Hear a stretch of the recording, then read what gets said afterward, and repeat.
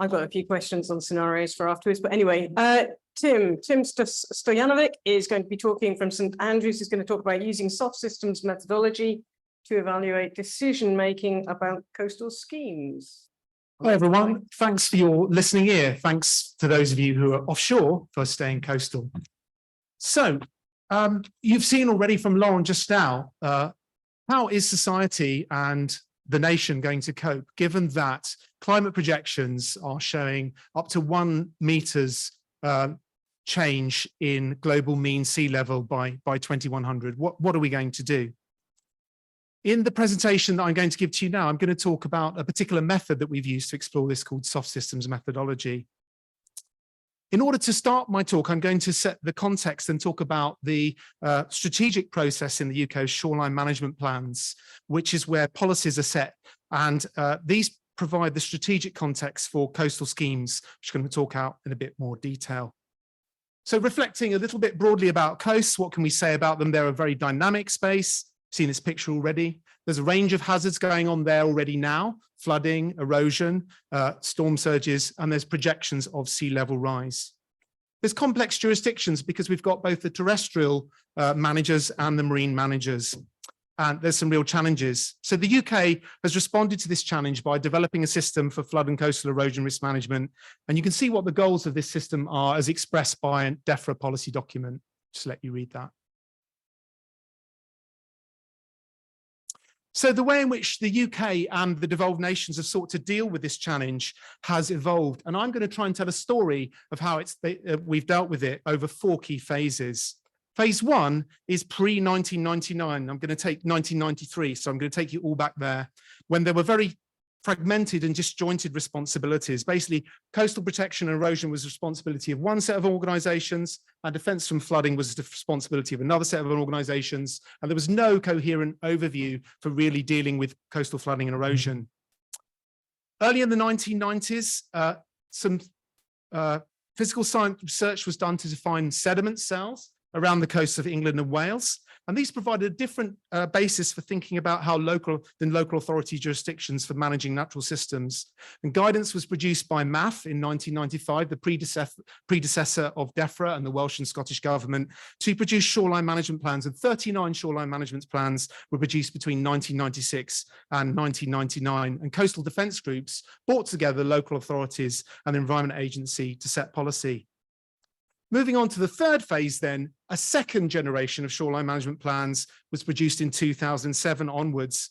And like the previous shoreline management plans, if you've seen before, they set these 4 strategic policies: advance the line, hold the line, no active intervention, manage realignment for 4 sets of coast over 3 broad epochs. And you can see on the right-hand side here a map of the 22 different shoreline management plans around the England and Wales coast. And also there's 5 shoreline management plans in Scotland that have just been developed by individual authorities.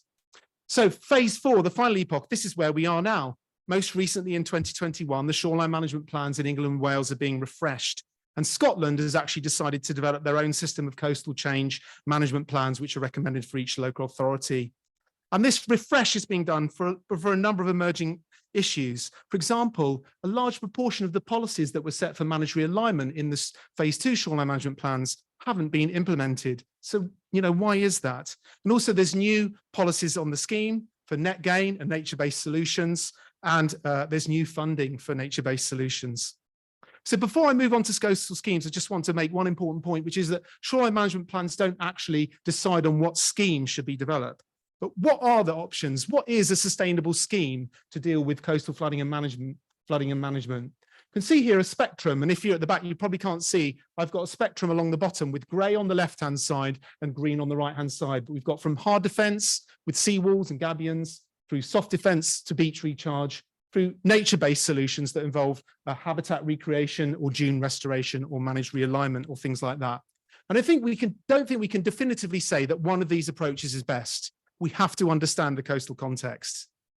So in order to explore this issue of what is a sustainable solution, are we developing sustainable coastal schemes, we applied in the co-ops technique this approach of soft systems methodology. And this is basically an approach that's been used quite a lot over the last 20 to 30 years to explore problem situations. What is soft about soft systems methodology? Well, soft systems methodology recognizes that the real world is quite complex and messy, and it probably doesn't function like a system, even though we wish it did. But on the left-hand side, you can see a presentation of issues, processes, and laws in the national health system. Okay, so we wish we had a national health system. We wish it functioned systematically. On the right-hand side, you can see an output that's produced by soft systems methodology. And the idea is if we think about how it operates in a systematic way, that help us think about how we can organize it.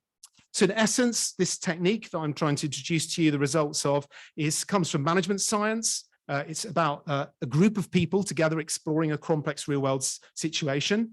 So the idea is you get together a very diverse group of stakeholders and you explore how should we understand the problem? What are the ways of thinking about the key performance indicators? And you get different perspectives. And the way in which you do that is you apply a series of techniques that help you to implement systems thinking. And in our project, we explored 3 out of a possible 7 techniques that soft systems methodology has. I particularly want to explore the issue of how should we decide about sustainable coastal schemes. So step 1 in soft systems methodology is to establish a route definition. And this is basically to get that group of people thinking about what are we actually trying to do? And this is done through the formula PQR. So together, let's brainstorm together. P, what should the system do? Q, how should it do it? And R, what should it achieve? Do we think together? And here is an example of what our 19 stakeholders came up for deciding about appropriate coastal schemes. And it's probably a bit hard for those of you at the back to read, but having debated through a number of phases, then we came up with an agreed route definition that helps people think about what we're actually basically trying to achieve in this system. And also our stakeholders thought about a number of really important considerations that are really paramount, like, are we getting buy-in from coastal communities? And what about long-term affordability? This is a really serious consideration when we've got 17,000 kilometers of coastline and demands for protecting that coast. That could be really expensive. The second step is called CATWO, and this uses this mnemonic to try and explore things that surround the system, the context that produces so many constraints on how the system operates and behaves.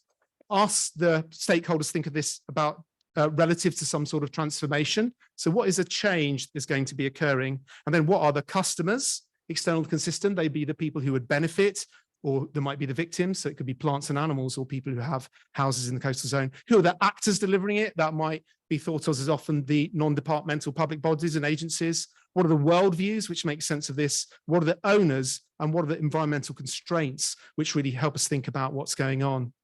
And also thinking about the transformation that wants to be occurring. So maybe you've got something beforehand and you've got something afterwards, and that thing has changed. It's produced an output. So generally in producing coastal schemes, we're talking about a physical change to the coast. So before maybe it was undefended and now it has a seawall or it has a nature-based solution. So in terms of thinking about that, it's important to recognize there are other options. So we could just do flood level, property level response, or we could use flood risk, or we could move whole towns inland. But as far as choosing the right scheme, the stakeholders together came up with a pretty good map of the constraints and the issues.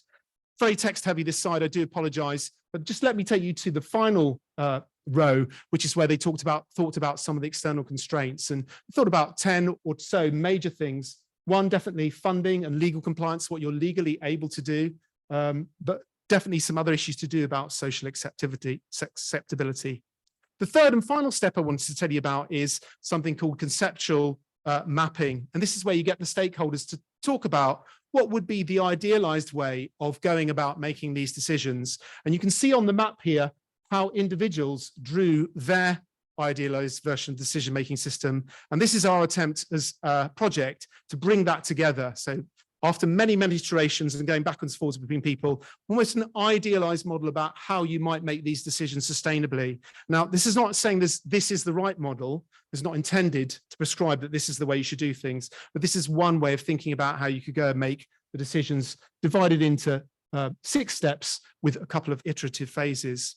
And one of the powerful things about that is you can take your idealized model of how you think you should go about making decisions, saying, and how do we do it right now? And compare the two.